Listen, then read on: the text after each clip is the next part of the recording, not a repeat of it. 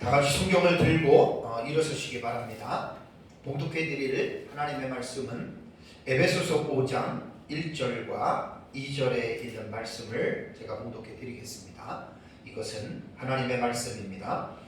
그러므로 사랑을 받는 자녀같이 너희는 하나님을 본받는 자가 되고 그리스도께서 너희를 사랑하신 것 같이 너희도 사랑 가운데서 행하라. 그는 우리를 위하여 자신을 버리사 향기로운 제물과 희생 제물로 하나님께 드리셨느니라. 아멘. 앉으시기 바랍니다. 구원이란 죄인된 인간이 예수 그리스도를 믿고 죄 사함을 받아 하나님의 나라에 들어가는 것을 우리는 이제 구원받았다라고 이야기를 합니다. 그런데 구원은 어느 한순간에 즉시 사실 이루어지지만 구원은 완성이 되는 것이 아니다라고 하는 것을 여러분과 알아야 됩니다. 그래서 제가 2주 동안에 구원에 대한 서정에서 말씀을 드릴 때 반드시 구원은 이렇게 여러분들이 이해를 해야 됩니다. 소명과 그다음에 중생과 회심과 그다음에 믿음과 그다음에 칭의와 양자라고 하는 이 구원에 대한 이 논리적인 것으로 보면 순서가 있어요. 그러니까 예수를 믿으라라고 하는 그 전도를 듣는 것을 소명이라고 하거든요. 그래서 그 복음을 듣고 믿는 순간에, 그래서 이제 외적인 소명과 내적인 소명이라고 하는데, 믿게 되면 그 사람은 곧바로 중생이 돼요. 거듭나게 되고, 거듭나는 사람은 회심을 하게 되고, 회심하는 사람은 믿음이 주어지고, 이 믿음을 가진 자를 하나님이 의롭다 칭하시죠. 칭의. 이 칭의된 자를 하나님의 자녀로 양자로 하나님께서 입양을 시킵니다. 그러니까 구원이라고 하는 것은 이제 논리적인 순서로 볼 때 복음을 듣고 하나님의 자녀가 되는 과정은 순간적입니다. 이건 그냥 일시적으로 딱 일어나는 거예요. 그럼 구원이 칭의와 양자가 됐다고 해서 구원이 끝나느냐? 그게 아니죠.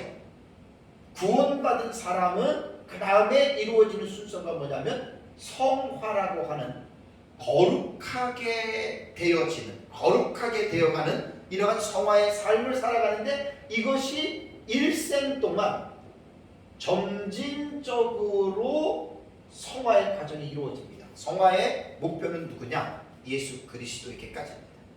그래서 구원을 말할 때에는 이제 믿는 순간에 이 6가지의 이 단계가 이루어지지만 여기서 끝난 것이 아니고, 구원받은 사람은 일생을 거쳐서 예수님을 닮아가는 성화의 삶을, 정말 이 성화의 삶에 아주 매진을 해야 됩니다. 집중을 해야 됩니다. 그래서 이제 예수님을 닮아가는 이런 삶을 사는 거죠. 그래서 성화의 삶을 살아가다 보면 이제 우리가 어떻게 되죠? 부족하고 연약하기 때문에 하나님의 뜻대로 살려가려고 발버둥을 치다가도 넘어져요. 왜? 완전한 존재들이 아니기 때문에. 그래서 넘어지며 쓰러지면은 하나님이 쓰러진 자들을 가만히 하나님이 내버려 두는 것이 아니라, 쓰러질 때 하나님이 그 사람을 다시 세워주는 것을 우리는 견인이라고 이야기를 합니다. 그래서 하나님이 그 사람을 이제 평생 이제 쓰러지고 넘어지고 또 죄를 질 수도 있고, 그럴 때 하나님께서 견인으로 붙들어 주시다가 마지막에 구원의 완성은 영화, 글로리피케이션이라고 해요. 그 영화는 언제 되냐면 지금 죽어서 천국에 가도 영혼만 가는 거지 구원이 완성이 된 게 아닙니다. 그래서 구원의 완성은 이제 마지막 날, 이제 사복음서나 요한계시록에 보면 나오죠. 마지막 날에 하나님이 죽었던 모든 사람들을 살리고 부활한 몸이 크고 힘보다 심판대 앞에서 심판을 받고, 거기에서 이제 양과 염소가 분리되는 것처럼 믿는 자들은 새 예루살렘성에 들어가고, 믿지 아니하는 자들은 영벌은 지옥불로 떨어지는, 그때 사실 구원이 완성이 되는 거예요. 그래서 구원을 말할 때에는 바로 전체적인 이 순서를 잊어버리면 안 됩니다. 그래서 제가 이제 에베소 4장부터 들어가면서 이제 성화에 관한 부분을 말씀을 드리는 것은, 성화는 예수 그리스도를 닮아가는 것이죠. 예수 그리스도를 닮아가는 과정을 어떻게 다른 것으로 표현하면 뭐라고 그러냐면 하나님의 말씀을 순종하는 것이다 이렇게 말합니다. 그러니까 하나님의 말씀을 순종하는 것 자체가 선행이 되고요. 이 선행 자체가 뭐가 되냐면 성화라고 부르는 거예요. 성화. 다 같은 뜻이에요. 하나님의 말씀을 많이 순종하는 사람들은 그것이 행동 자체가 선한 행동이 되고 그 선한 행동을 많이 하는 사람이 예수님을 많이 닮은 거예요. 그래서 제가 4장 부분에 에베소서는 1장부터 3장까지는 이제 이론적인 부분들에 대해서 이제 강조를 했다면 4장 이후부터는 하늘에 속한 새로운 사람이 되었다면 이제 어떻게 살아가야 하느냐. 그래서 신앙생활은 믿는 것은 순간이고 또 믿는 사람들은 이제 하나님의 말씀대로 예수님을 닮아가는 이 성화의 삶이 이제 중요하다라고 하는 이 부분을 꼭 기억하시기 바랍니다. 그렇다면 예수님을 믿고 구원의 확신을 가진 성도들은 이제 이 세상에 살면서 예수님을 본받는 삶을 살아야 되는데 이제 4장 22절과 24절을 잠깐 여러분들이 보시면 옛사람을 벗어버리고 새 사람을 입으라라고 우리가 말씀을 2주 전에 이 말씀을 살펴봤죠. 여기서 옛사람을 벗어버리고라는 이 버린다는 동사와 새 사람을 입으라라고 하는 이 입으라라고 하는 동사를 분해한다 그러잖아요. 헬라어에서는 동사가 나오면 그냥 동사가 6가지 패턴으로 동사를 우리가 읽어야 됩니다. 법이 있고 시상이 있고 그 다음에 태가 있고 성, 수, 격 이렇게 6가지로 동사를 깊이 있게 관찰하면 그 움직임을 표현한 낱말인 동사가 얼마나 정확한지 몰라요. 그래서 제가 동사만 나오면 그 동사를 분해하잖아요. 그걸 이제 영어로 파싱이라고 해요. 그래서 이제 6가지로 쫙 분해하면 중요한 건 이제 법하고 시상, 현재냐, 과거냐, 미래냐, 그 다음에 이제 태, 수동태냐, 능동태냐, 중간태냐, 뭐 또 이제 뒷보태라는 게 하나 더 있어요. 이제 이런 것들을 보면 동사에 대한 움직임을 정확하게 우리가 읽어낼 수가 있습니다. 옛사람을 벗어버리고 새사람을 입으라라고 하는 버리고 하고 입으라고 하는 이 동사는 내가 뭐라고 그때다 말씀드렸냐면 부정사, 과거, 중간태입니다. 왜냐하면 이런 부분들은 계속 많이 반복이 되기 때문에 들어두시면 성경을 읽을 때 많은 도움이 되거든요. 자, 부정사 과거라고 하는 것은 1차적으로 문법적으로 볼 때는 시간의 지배를 받지 않습니다. 과거 그러면 과거가 아니에요. 현재 그러면 현재도 아니에요. 그러니까 부정사 과거로 나오는 경우는 뭐냐면 단회적으로 일어났던 사실이 아니면 문맥을 통해서 그것을 단호함으로 해석을 해야 되는데 우리가 이 문장을 볼 때에 옛사람을 벗어버리고 새사람을 입는 것은 과거에 일어났던 사건으로만 볼 것이 아니고 단호하게 그것을 버려야 된다라고 하는 것으로 우리는 여러분 이것을 봐야 됩니다. 물론 이제 이 부분은 제가 2가지로 말씀을 드렸어요. 원리적으로는 우리는 예수 그리스도를 믿음으로 이미 벗어버리고 입은 자들이에요. 그렇지만 구원받은 사람이 완전하게 변화가 된 것이 아니라 우리 안에 옛사람의 죄악된 본성들이 우리 안에 있기 때문에 그것이 계속해서 살아가는 동안에 우리 안에서 우리를 미혹시킨다 그랬죠. 그러다가 보면은 그것을 입고 벗는 행위는 단호하게 우리가 그것들을 처리할 필요가 있다라고 하는 말입니다. 그리고 이제 중간태라고 하는 말은 뭐라 그랬죠? 중간태는 단어형 모양은 수동태예요. 근데 무엇으로 해석하라 그랬죠? 중간태는 능동으로 해석하라. 능동으로 해석한다라고 하는 말은 뭐냐면 능동태의 의미는 여러분들이 다 알지만 제가 계속해서 낱말을 다시 한번 풀어주는 거예요. 사전을 보면 자기 마음에 내켜서 하는 행동을 능동적이라고 해요. 어떤 사람이 일을 하는데 자기 마음에 내켜서 일하는 사람이 있고 하기 싫은 거 억지로 하는 경우가 있거든요.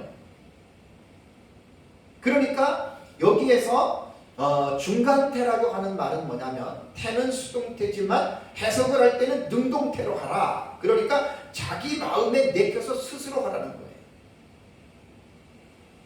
그러니까 옛사람을 벗어버리고 새사람을 입는 것을 억지로 하지 말고 자기 마음에 이제 이렇게 일어나는 가운데에 그것을 아주 자기가 스스로 내켜서 그러한 것들을 벗어버리고 입으라고 하는 이제 이런 부분들에 대한 이 부분입니다. 그래서 헬라어 같은 경우는 히브리어도 동사의 이 어떤 읽어야 할 법들을 가지고 읽으면 정확하게 우리가 그 동사에 대한 의미를 이해할 수가 있습니다. 우리 교회 안에 있는 이제 구성원이 사역자들이 있고 성도들이 있잖아요. 똑같이 사역자들이나 성도들이나 옛사람을 벗어버리고 새 사람을 입는 일에 집중해야 됩니다. 지난주도 말씀을 드렸지만 한국교회가 세상 사람들로부터 개독교라고 칭함을 받는 적이 꽤 됐어요. 기독교가 개 같은 종교입니까? 왜 세상 사람들이 교회를 보고 개독교라고 부릅니까? 교회 안에 있는 목회자들과 교회 안에 있는 성도들이 다는 아니지만 점점 많은 사람들이 성화라고 아까 말씀드린 예수 그리스도를 닮아가는 하나님의 말씀을 순종하는 그것이 선행인데 그러한 일들에 관심이 멀어지는 하나님의 말씀을 순종하고 선행의 일, 그 성화의 일을 관심이 없고 비본질적인 문제에 교회들이 지금 매달려 있는 거예요. 복 주세요. 잘 되게 해주세요. 부자 되게 해주세요. 교회의 본질은 그런 데 있는 게 아닙니다. 교회의 본질은 예수 그리스도를 닮아가는 데 있는 겁니다. 사역자나 성도들이나 예수님을 얼마나 많이 닮았느냐, 모습을 통해서, 생각을 통해서, 말을 통해서 예수님을 얼마나 많이 닮았느냐에 따라서 그것이 교회가 그 추구하는 본질이 바로 거기에 있다라는 거예요. 뭐 저라고 완전한 사람은 아니고 여러분들이라고 완전한 사람은 아닙니다. 그러나 우리가 최소한 교회를 다닌다면 우리가 예수님을 닮아가는 성화의 삶이 우리의 그 가장 중요한 일이라고 하는 이 사실에 우리가 정말 발버둥을 쳐야 됩니다. 한국교회가 이 성화의 삶이 많이 미약해요. 지난주부터 제 설교에 이런 부분들을 많이 언급을 했습니다. 성화의 부분에 관심을 가져야 돼요. 예수님을 정말 닮아가는데 관심을 갖고 살아야 돼요.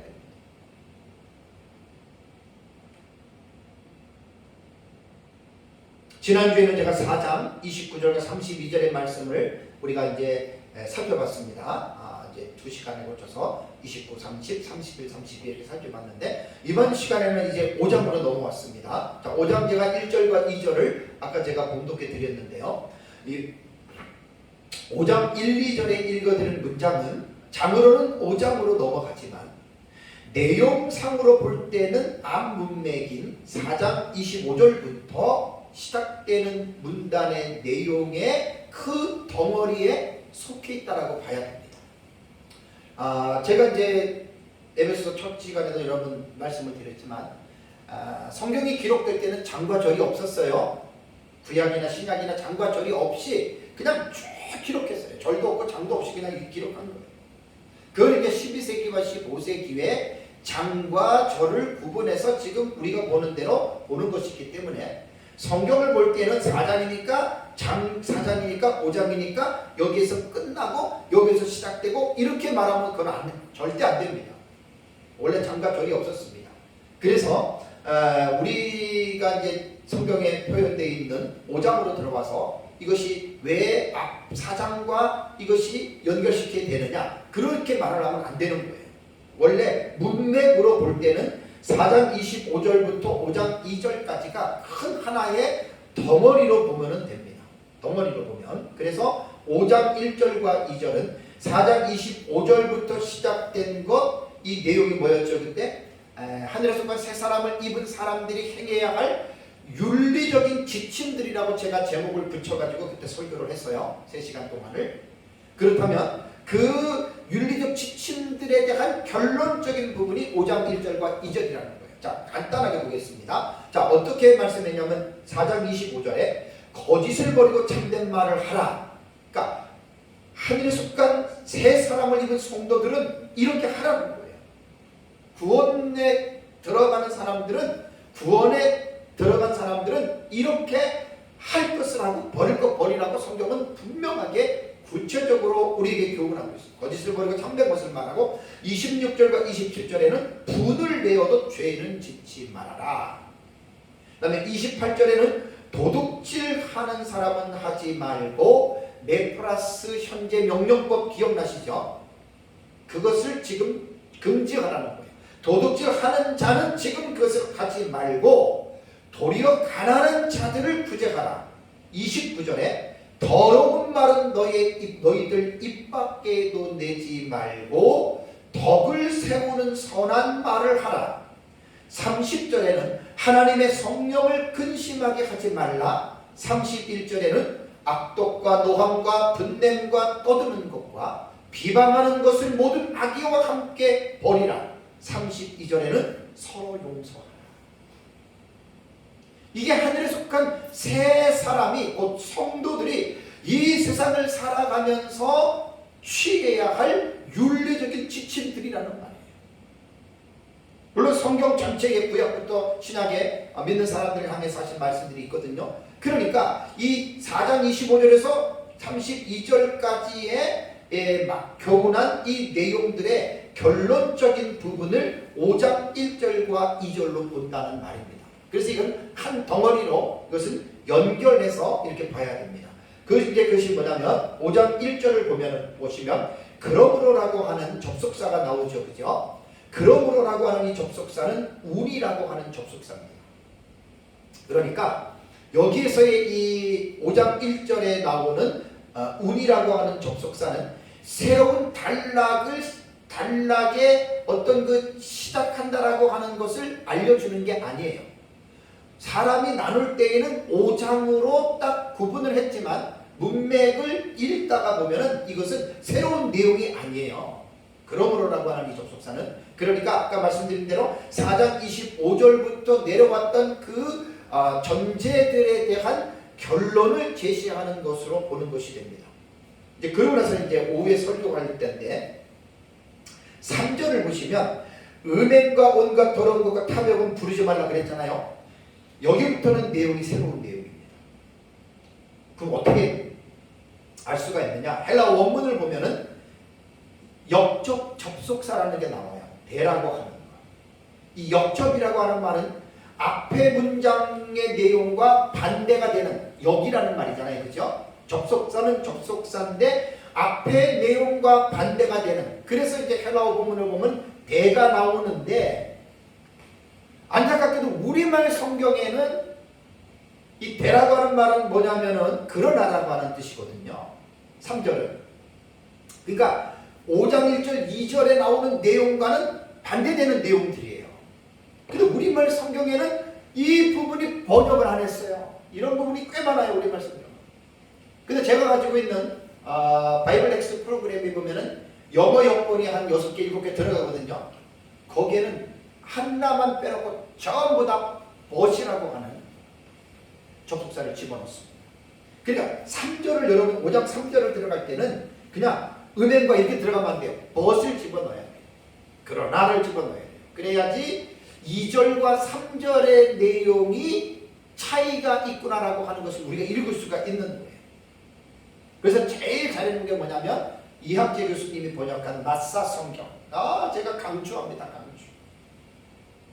유튜브로 제 설교와 강의를 듣는 분들은 이학재 교수님이 번역한 마사 성경은 꼭 구입하시면 절대로 후회하지 않습니다. 원문을 직역으로 하는데 제가 볼 때 최고예요. 최고. 우리 나라에서 번역 성경 중에 제가 한 15, 6개 정도 우리말 성경들을 앱을 갖고 있는 것까지 하면 가지고 있거든요. 한 16, 17개 정도. 최고예요. 원문 직역으로.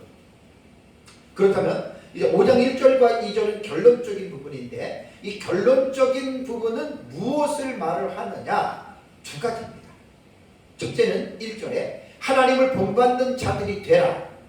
둘째는 2절에 서로 사랑 가운데에 행하라라고 하는 것이 결론적인 권면이죠. 그러니까 앞으로 쭉 갖고 와서 결론을 내리는 거예요. 자, 그렇다면 이제 첫 번째 1절을 보면은 다시 한번 볼까요? 1절에 그러므로 사랑을 받는 자녀같이 너희는 하나님을 본받는 자가 되어라 이렇게 말했죠. 여기 본받는 자라고 하는 미데테스라고 하는 이 헬라어 단어는 모방하라는 거예요. 따라하라는 거예요. 본받는 똑같은 말이죠. 이것이 신약 성경에 6번 나오는데 이 미데테스는 다 본받는 자로 번역을 해놨습니다. 자, 그렇다면 본받는다라는 우리말 뜻이 뭐죠? 저는 항상 우리말이 쉬운 게 아니에요. 어려워요. 우리말을 정확하게 사용하는 습관을 가지려면 저는 그래서 조금 어렵다 그러면 항상 저는 설교나 평상시에 사전을 봅니다. 우리말 사전을. 자, 우리말 사전에 본받다라고 하는 말은 뭐냐면 남의 것을 본보기로 하여 그대로 따라가는 게 본받는 거예요. 이게 모방이에요. 남의 것을 본보기로 해서 그대로 따라가는 거예요. 그러니까 너희는 하나님을 본받는 자가 되라라고 하는 말은 뭐냐면 하나님을 본보기로 해서 그대로 하나님을 따라가라는 거예요. 이런 뜻이거든요. 그런데 문제가 뭐죠? 하나님은 영이시잖아요. 우리 눈에는 보이지 않잖아요. 어떻게 그 하나님을 우리가 알고 따라갈 수가 있을까? 그래서 이제 신비주의자들은 이제 기도하면서 봤다 들었다 이래가지고 이제 자기 나름대로 하는데 우리는 그것은 용납할 수 없습니다. 그래서 성경을 깊이 있게 공부하면 조직신학에서 신론, 하나님에 관한 그 분야에 들어가면 하나님이 어떠한 분인지에 대한 파트가 신론이에요. 신론. 하나님은 어떤 분이냐? 그래서 이 신론에서 하나님이 어떤 분인지에서 기억나세요? 제가 여러분들에게 가끔 가르치잖아요. 하나님의 속성, 성품이라 그래요. 하나님은 어떤 분이냐? 사실 교회 다니면서 하나님의 속성과 성품도 잘 모르는 분들이 너무 많아요. 왜? 안 가르쳤어요. 그럼 하나님의 속성은 우리가 뭐라 그랬어요? 비공유적 속성과 그 다음에 공유적 속성이 있다 그랬죠. 지금 제가 뭐냐면 우리 하나님을 본받고 그대로 따라해야 되는데 아니 하나님이 어떠한 분인지를 알아야 따라갈 거 아니에요. 하나님이 어떠한 분인지도 모르는데 누구를 어떻게 하나님을 모방합니까? 어떻게 따라갑니까? 그래서 가장 기본적인 게 신론에서 비공유적이라고 하는 말은 하나님만 가지고 있는 성품이에요. 공유적이라고 하는 말은 하나님이 가지고 있는 성품들 가운데에 사람에게 나누어 준 것이 있어요. 그래서 비공유적 속성은 몇 가지가 있냐면 독립적, 자존적이라 그래요. 이거 어려운 말 아니에요. 하나님이 이런 분이에요. 그러니까 하나님은 어느 누구의 도움도 없이 스스로 설 수 있는 독립적인 분이라는 말이에요. 그 다음에 두 번째는 뭐냐면 영원성이에요. 하나님은 처음부터 끝까지 아니 영원까지 하나님이 계시는 영원성이고요. 세 번째는 하나님만 가지고 있는 속성이 뭐냐면 불변성입니다. 사람은 다 변해요. 근데 하나님은 절대로 변하지 않아요. 지금 하나님에 대해서 말씀을 드리는 거예요. 하나님 어떤 분인지. 네 번째는 뭐냐면 무한성이에요. 하나님은 한계가 없어요. 무한하세요. 다섯 번째가 뭐냐면 전지성이에요. 하나님은 모든 것 다 하세요. 다음에 여섯 번째가 뭐냐면 전능성이에요. 하나님은 못하실 일이 없지요. 하나님은 전능성이라고 말을 하거든요. 다음에 일곱 번째는 편재성. 어려운 말이에요. 자, 그 풀어주잖아요. 편재라고 하는 말은 우리말 사전에 두루 퍼져 있다는 거예요. 자, 그럼 하나님이 편재성이라는 말은 뭐죠? 하나님은 안 계신 곳이 없다 그런 뜻이에요. 그렇다고 어떤 범신론에서 말하는 만물 안에 하나님 계신다 절대 그거는 아니에요. 이게 이제 더 있을 수도 있는데 학자들마다 구분하는 게 달라요. 그러니까 하나님이 어떤 분이냐? 이렇게 7가지가 넘게 가지고 있는 그 하나님이에요. 근데 이거를 닮으라는 말은 아닙니다. 그래서 이제 공유적 속성은 하나님이 가지고 있는 성품들을 인간에게 나누어 줬어요. 자, 하나님이 사람을 지을 때 어떻게 지었어요? 하나님의 형상대로 지었죠. 모양대로 지었죠. 그게 이런 거라는 말이에요. 그게 뭐냐면 하나님 우리에게 주신 것은 뭐냐면 지식, 그 다음에 지혜, 그 다음에 선, 그 다음에 사랑, 그 다음에 거룩하심. 빨리 쓰니까 글이 잘 안 돼.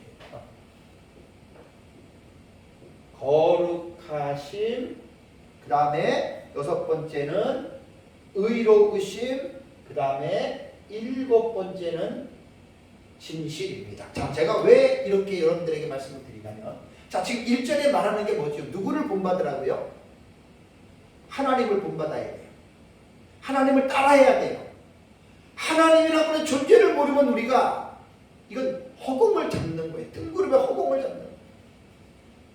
그래서 여기에서 말하는 게 뭐냐면 비공유적 속성을 말하는 게 아니라 공유하고 있는 이 속성, 이 성품들을 본받으라는 거예요. 그런데 여기서 문제가 뭐냐면 하나님을 우리가 완전하게 본받을 수 있습니까? 아무리 노력하고 아무리 성령이 충만하게 된다 하더라도 인간은 하나님처럼 될 수는 없습니다. 그렇다면 될 수 없기 때문에 포기해야 될까요? 아닙니다. 완전하게 아무리 해도 하나님처럼 될 수는 없어요, 인간은. 그렇지만 여기 본받으라고 하는 말은 뭐냐면 완전함에 이루려고 하는 자세와 열정을 가지고 살아가라는 말입니다. 예수님 믿고 구원의 길로 들어갔으면 죽는 순간까지 하나님을 본받는 이 일에 올인해야 돼요. 쓸데없는 데 빠져가지고 복 주세요, 부자 되게 해주세요 그런데 목을 맬 필요 없습니다. 근데 본문에서 1절에서 본받는 자가 되어라라는 말이 있죠. 그죠? 되어라 동사잖아요. 그럼 동사가 어떻게 이 동사를 묘사한 줄 아세요? 이게 명령, 현재, 중수, 디포예요. 이거 내가 지난주 조금 부족하게 설명을 했어요. 그래서 내가 수정을 좀 해야 됩니다. 자, 되어라라고 하는 동사가 중수, 디포, 이게 이제 현재, 명령, 중수, 디포거든요. 처음 듣는 사람은 이게 뭔 말인지 몰라도 들으면 금방 이해가 돼요. 그러니까 하나님을 본받는 자가 되라고 하는 말은 현재예요. 계속 하나님을 본받는 자가 돼야 돼요. 그리스도인들은. 어제나 오늘이나 내일도. 명령이 뭐죠? 본받고 싶으면 받고 받기 싫으면 안 하고 취사 선택의 문제가 아니라는 거예요. 하나님은 우리에게 명령하는 거예요. 거부하지 말고 하나님을 본받는 일에 예 알았습니다 하고 그 명령을 따라가라는 말이에요. 중요한 것은 뭐냐면 때가 중수 디포 때 이렇게 나왔어요. 그래서 제가 지난주에 조금 제가 잘못 설명한 게 뭐냐면 중수 디포라고 하는 말이 뭐냐. 중수는 중간태 수동태라는 말이에요. 그러니까 중간태 수동태를 줄여서 중수라고 했고 디포라는 말이 좀 어려운 말이잖아요. 이 디포라고 하는 말이 뭐냐면 이게 디포넌트라 그래요. 디포넌트 동사라 그러거든요. 이 디포넌트 동사라고 하는 말이 뭐냐면 뜻이 중간태와 수동태가 있다라고 있는 동사 그 뜻이에요. 그럼 여기서 뭘 딱 우리가 느낄 수가 있어요? 같은 말을 2번 반복한 거죠. 하나는 외래어, 하나는 외래어를 풀어서 쓴 우리말.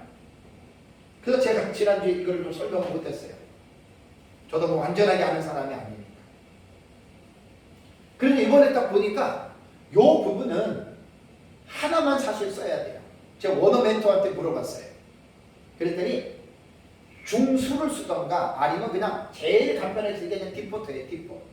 디포 노트인데 그냥 디포 그러면 헬라어 공부를 하시는 분들은 알거든요. 그러면 이거는 어려운 게 아니고 디포라 딱 이렇게 나오면 모양은 이것도 중간태와 마찬가지로 수동태 모양이 나와요. 그럼 수동태네 하고 수동태로 해석하는 것이 아니라 무엇으로 하라? 이것도 능동태로 해석하라는 말입니다. 자기 마음에 내켜서 하라는 거예요. 그러니까 하나님을 본받는 자가 되고라고 하는 되어라라고 하는 말은요 명령형이에요.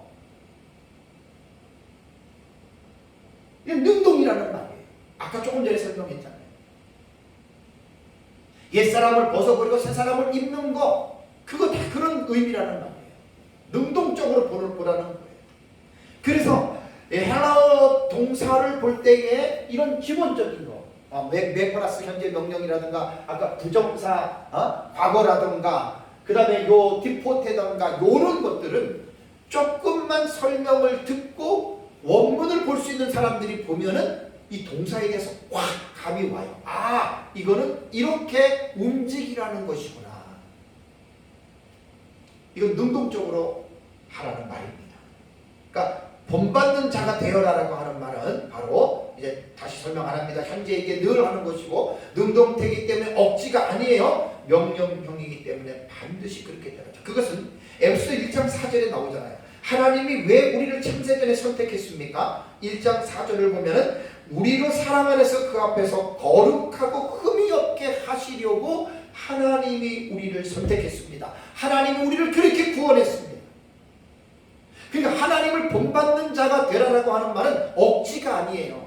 하나님이 우리를 구원하시기 위한 계획 속에 1장 4절에 흠이 없고 거룩한 사람이 되게 하려고 하나님이 우리들을 선택하고 구원받고 예수 믿게 했다라고 하는 말을 잊어버려서는 안 된다라는 말입니다. 그렇다면 여기서 하나님을 본받아라라고 하는 말에 계속 부담이 느껴져요. 저도 계속 부담이 느껴져요. 그래서 어떤 사람들은 아니 이것 자체를 포기하는 사람이 있어요. 이거는 말이 안 된다. 신학자들도 그런 사람들이 있어요. 주석에. 그래서 이제 이것을 지난번에 기억나세요? 신학자들은 이런 말씀이 나오면 어떻게 예수 그리스도 머리카락이 자란다 그러면 어떻게 해석한다 그랬어요? 미래적인 사실로 해석을 합니다. 도저히 우리가 이 세상에서는 하나님을 본받을 수 없고 예수님처럼 될 수 없다. 그러니까 이 문장은 미래적으로 일어날 사실이다.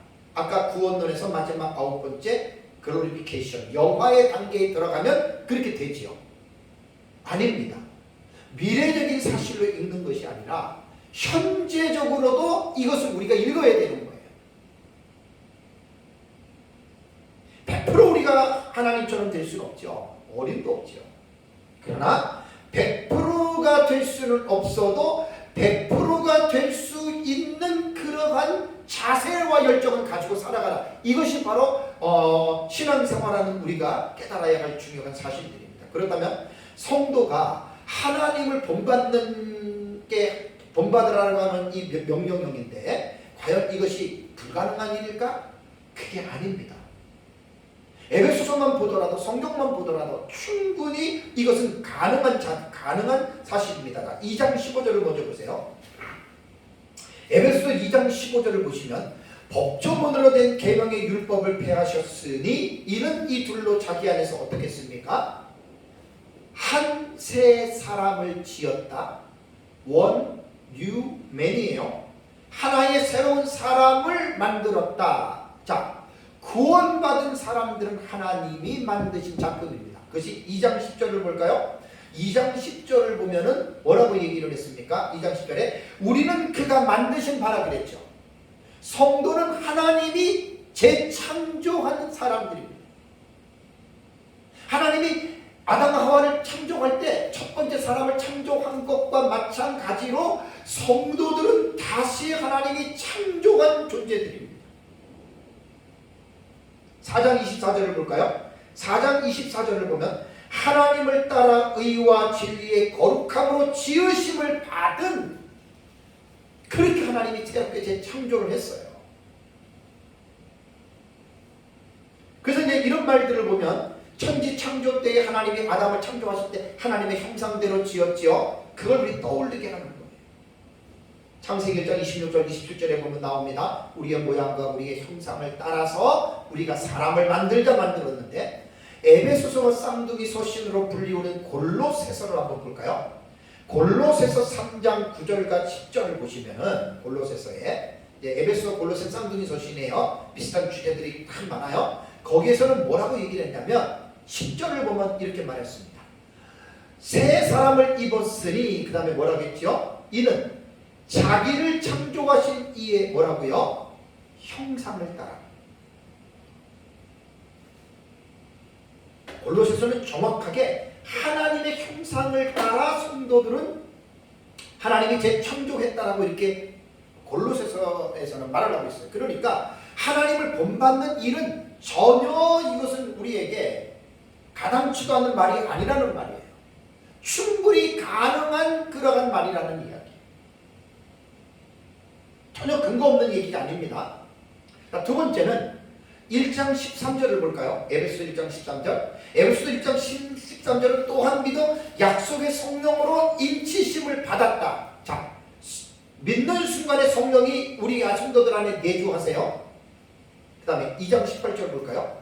2장 18절에 이는 그로 말미암아 예수 그리스도로 말미암아 어떻게 해요? 우리 둘이 한 성령 안에서 아버지께 나아감을 얻게 하려 하심이라. 성도는 성령으로 말미암아 하나님 아버지께로 나아갈 수 있는 특권을 받은 자들입니다. 홀로가 아니에요. 구원받은 사람은. 그 다음에 3장 16절을 볼까요? 3장 16절에 그의 영광의 풍성함을 따라 그의 뭐라고요? 성령으로 말미암아 너희 속사람을 능력으로 강건하게 하시오며. 바울의 기도문에 나오잖아요. 우리 속사람이 강건해져야 돼요. 우리 마음이 건강해지고 파워가 있으려면 성령으로 말미암아 가능합니다. 제가 지금 두 가지의 성경적인 예시를 들은 거예요. 하나님을 본받는다는 것이 결코 이거는 말도 안 되는 게 아니에요. 하나님을 본받는다고 하는 것은 충분히 성경 안에서도 가능한 어떤 그런 시나리오입니다.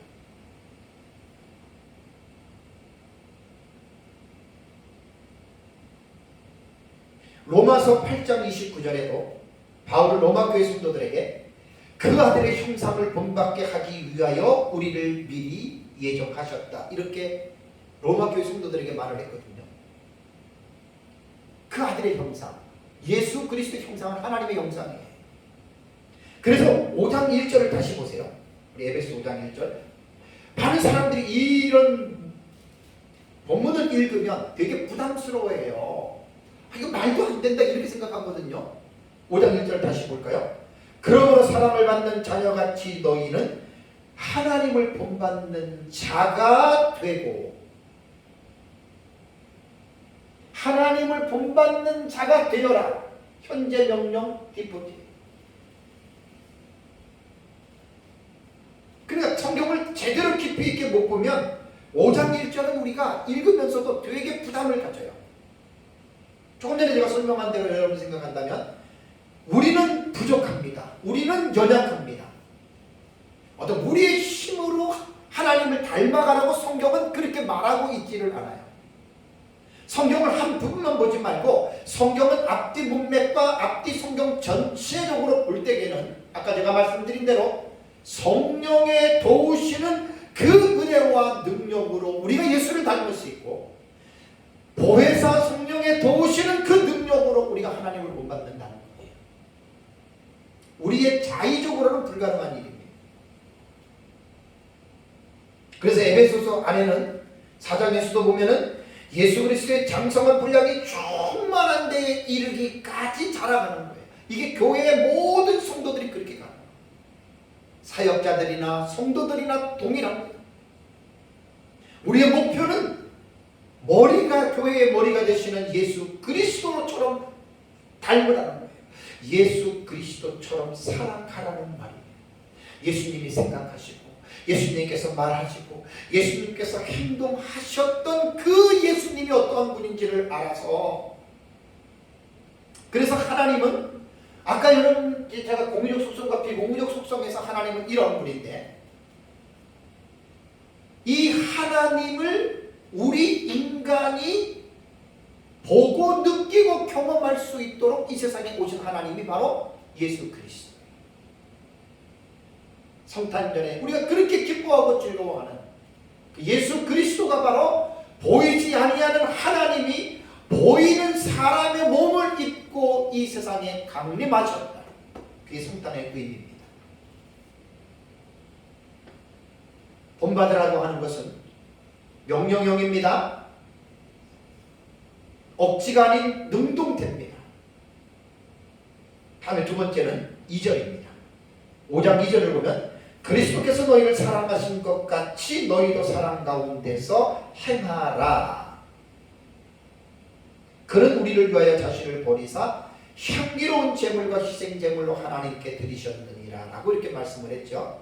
자, 이것은 2절 말씀은 1절 말씀과 연결해 보면 하나님을 본받는 것이 사랑 가운데서 행하는 것이다. 아주 자연스럽습니다.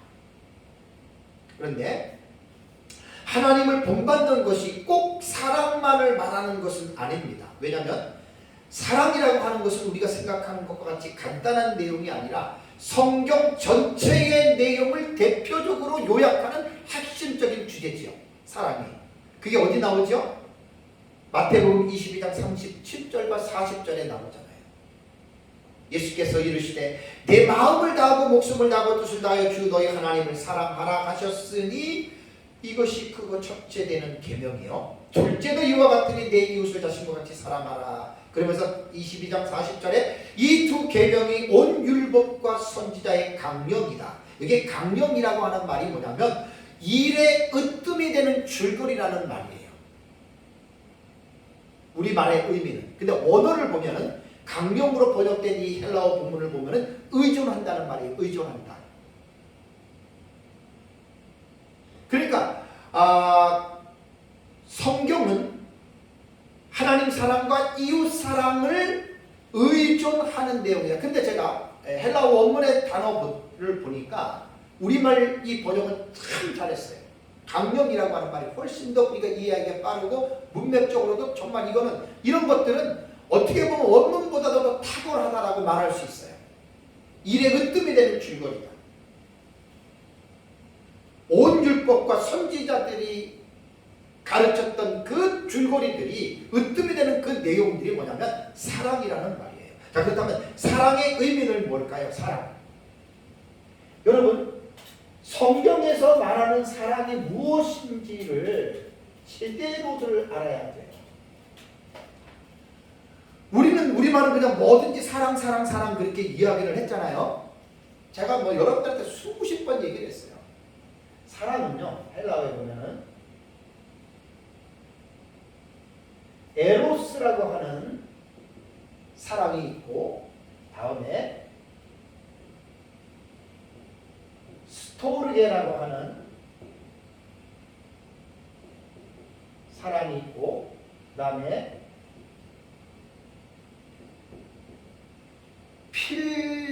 필레오가 있습니다. 필레오라고 하는 사랑이 있고, 그 다음에 우리가 잘 아는 아가페 사랑이 있어요. 필레오, 아가페. 사실 여러분들한테 설명하지 않아도 다 아는 말들이에요. 에로스라고 하는 이 단어는 성적인 사랑입니다. 남녀 간의 육체적인 성적인 욕구를 만족시키려고 하는 이러한 사랑인데, 이 사랑은 자기 만족, 자기 추구, 자기 즐거움, 성적인 욕망을 충족시키기 위한 사랑이거든요. 에로스라고 하는 이 단어는 신약 성경에 안 나옵니다. 요것만 안 나와요. 이 스토르게라고 하는 이 단어는 가족 구성원들 간에 존재하는 사랑을 말할 때 저 스토르게라고 하는 단어를 써요. 그러니까 부모와 자녀, 형제들과의 가정 안에서 교감되는 사랑이 있잖아요. 이거 대단히 중요합니다. 디모데후서 3장 3절을 보면은 무정하며라고 하는 단어가 나와요. 무정하며, 우리말은 무정하며로 번역을 했는데, 이 무정하라고 하는, 이 무정하며라고 하는 이 단어가 아스토르고스라고 하는 단어예요. 그러니까 이 스토르고스라고 하는 말은 스톨게라고 하는 원형이거든요. 여기에 아가 붙었다라고 하는 말은 뭐냐면, 아는 이게 부정어예요. 아니다라고 하는 부정어가 붙어버렸어요. 그러니까 뭐냐면 사랑하지 아니한다라는 말이에요. 사랑이 없다는 말이거든요. 그러면 디모데서 3장 3절에는 말세에 나타나는 현상들 가운데에 그 20몇 가지 나오잖아요. 무정하다라고 하는 말은 뭐냐면 가족 안에서 사랑이 없다는 말이에요. 없어진다는 말이에요. 아스토르고라고 하는 이 단어는 상당히 의미 있어요. 이번에 설교 준비하면서 이 내용을 보니까 상당히 의미 있어요. 다음번엔 내가 부정하면 안 해요. 가정 안에서 사랑이 부정어 접두어니까 없어진다. 맞습니다. 제가 워낙 설교가 이 내용이 많아가지고 다른 말들을 못해요. 좀 이렇게 쉬엄쉬엄 다른 얘기 나오고 그러면 2시간을 해야 되니까 나는 그게 별로 중요하지 않아요. 본문을 해석하는 게 가장 중요하니까. 다음에 세 번째, 필레오는 뭐냐면 친구 간의 사랑입니다. 근데 이거 동성만이 아니에요. 이성 간에도 에로스적인 감정이 아닌 충분히 이 필레오적인 사랑을 가지고 있을 수 있거든요. 남자와 여자가 친구라고 해서 뭐 같은 학교 동기라고 해가지고 꼭 에로스적인 사랑만 느끼는 게 아니에요. 나 남자친구 여자친구 그 정말 그런 에로스적인 사랑이 아닌 충분히 친구로서의 우정, 이게 이제 이 필레오라고 하는 용어 단어예요. 한라어는 정확하게 상황을 통해서 이 단어들을 사용을 합니다. 마지막 아가페는 하나님의 사랑입니다. 여러분들이 잘 아는 희생적인 사랑입니다. 지금 5장 2절에서 너희도 사랑 가운데서 행하라라고 하는 말은 에로스나 스톨게나 필레오의 이런 사랑을 행하라는 게 아니라 이거는 당연히 행하는 것이지만 5장에서 강조하는 것은 뭐냐면 아가페의 사랑을 말하는 거예요. 당연히 성경 본문에는 아가페로 나오죠. 아가파오로 나오죠. 이 본문에는.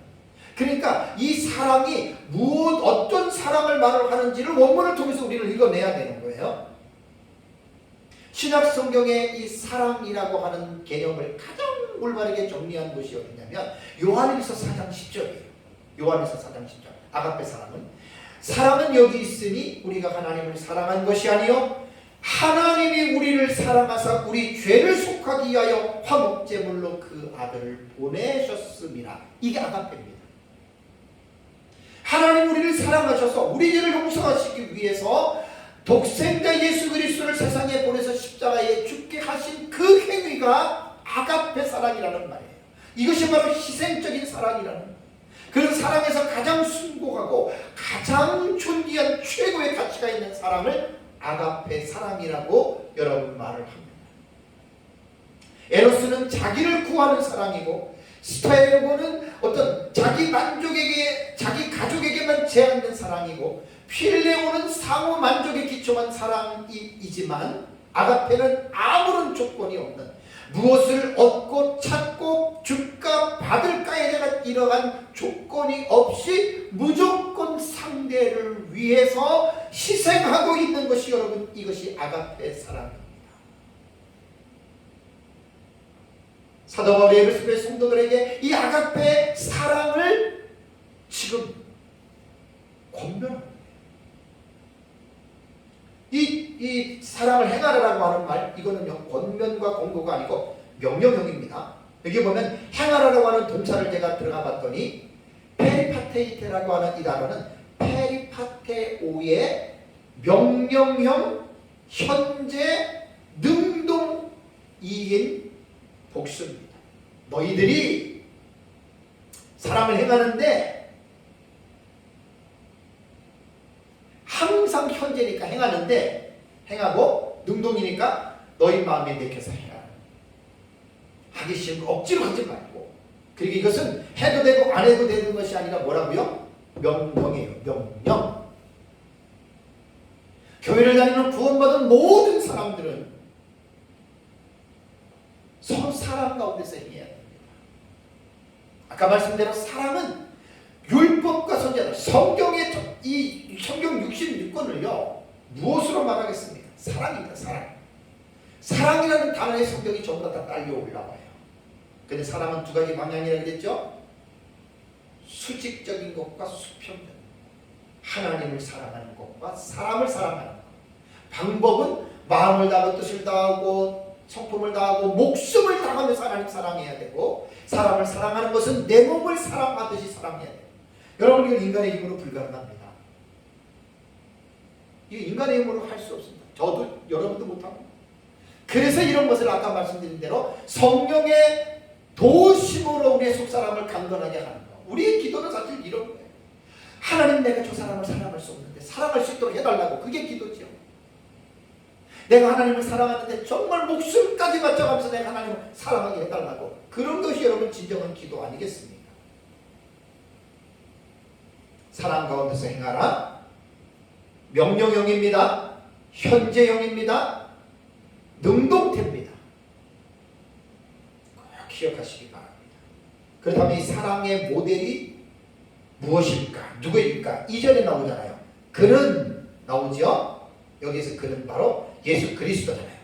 그는 우리를 위하여 자신을 버리사 향기로운 제물과 희생제물로 하나님께 드리셨느니라, 이렇게 되어 있잖아요. 여기에서 보면 예수 그리스도는 우리를 위해서 자신을 버렸다 동사잖아요. 버렸다. 파레도케는 파라디도미의 직설법, 과거, 능동, 삼위, 단수입니다. 그러니까 예수님이 우리를 위해서 십자가에 죽으신 그 어떤 움직임을 능동태라고 하는 생각할 때 보면, 예수님은 우리 죄인들을 위해서 십자가에서 희생제물로 죽었잖아요. 죽기 싫은 거 억지로 죽은 게 아니에요. 태가 무슨 태라 그랬어요? 능동태. 예수님이 마음에 내켜서 죽으신 거예요. 그러면 동사를 볼 때 태를 보는 거예요. 태는 움직임의 방향이거든요. 그래서 2절에 우리를 위해 자신을 버렸다라고 하는 이 파라도켄이라고 하는 이 동사는 능동태이기 때문에 예수님은 정말 우리를 사랑했고, 정말 우리 때문에 자신이 십자가의 그 죽음을 당하는 그 일을 마음에 내켜서 예수님이 그 일을 했다는 거예요. 저와 여러분들이 교회를 섬기고 하나님을 섬길 때에, 봉사할 때, 헌신하고 헌금을 드리고 우리가 수고할 때 억지로는 하지 마시기 바랍니다. 왜냐하면 하나님이 우리를 사랑하실 때 억지로 하신 게 아니에요.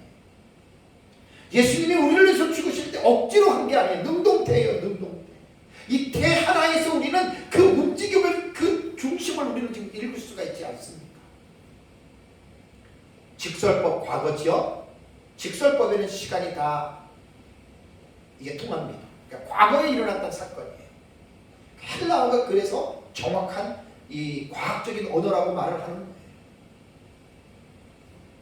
여기서 이제 버렸다라고 하는 이 단어가, 이 파라도켄이라고 하는 이 단어를요, 원어에 들어가서 제가 사전을 봤더니 전수하고 전달하다라고 하는 이런 단어예요.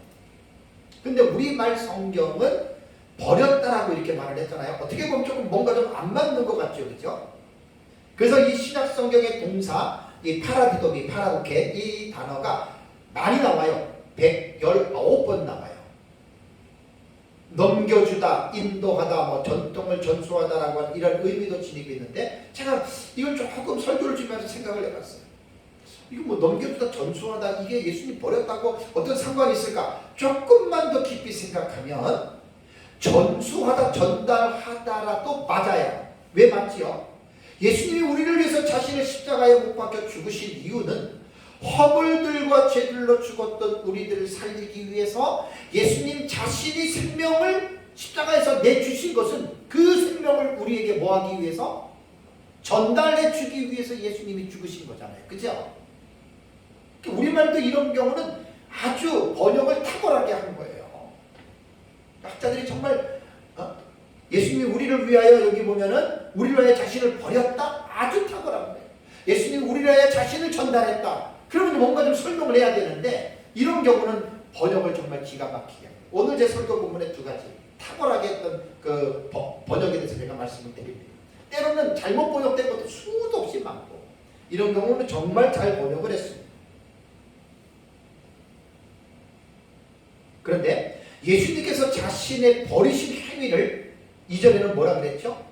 향기로운 제물과 희생 제물로 하나님께 드렸다 이렇게 나오죠. 그죠?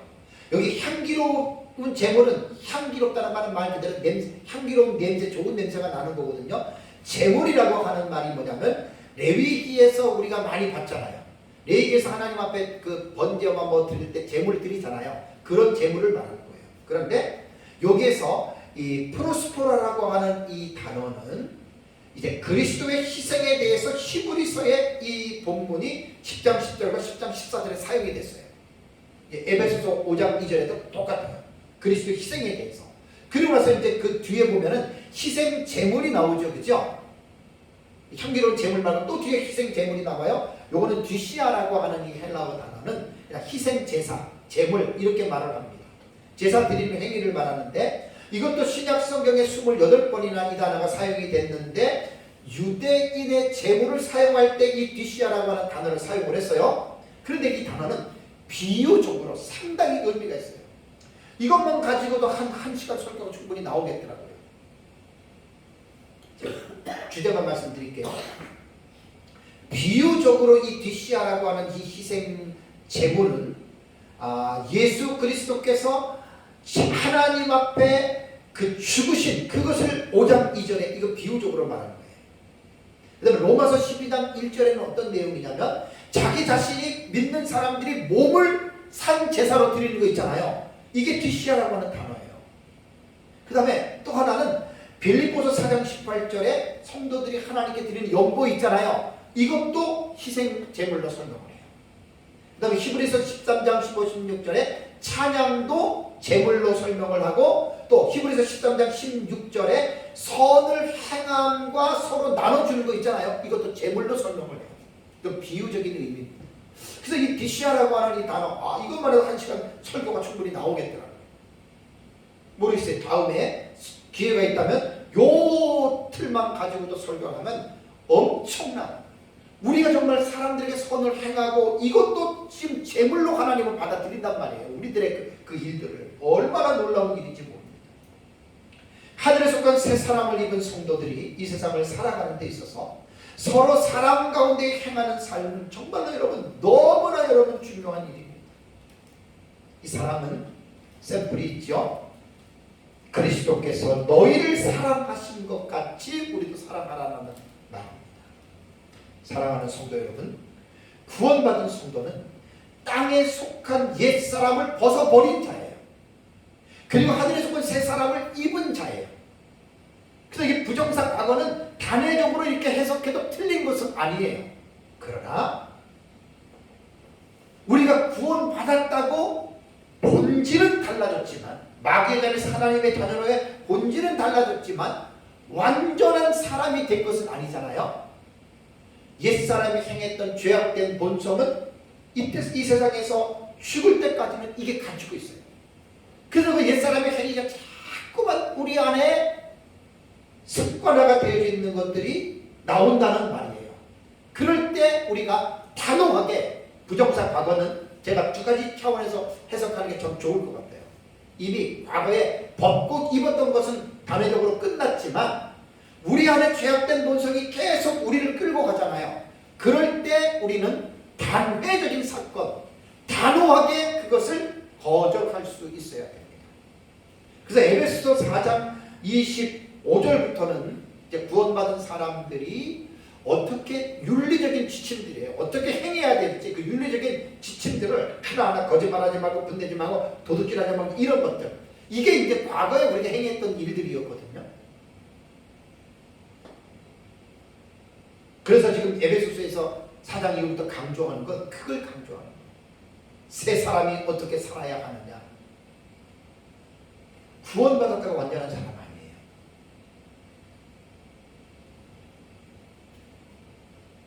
죄악된 본성들이 올라올 때 그래서 오늘 5장 1절과 2절은 하나님을 본받는 것과 또 사랑 가운데서 행하는 것. 이게 어떻게 보면 아까 말씀드린 대로 4장 25절부터 내려오는 구원받은 자들이 살아야 할 윤리적인 지침들에 대한 결론적인 부분에 해당이 된다. 장이 그렇게 장절 중요한 거 아니에요. 그렇게 생각하시고 저 여러분들이 살아가는 동안에 끊임없이 우리가 하나님을 본받고 또 사랑 가운데 행하는 삶을 저와 여러분들이 살아가시기를 주님의 이름으로 축복합니다.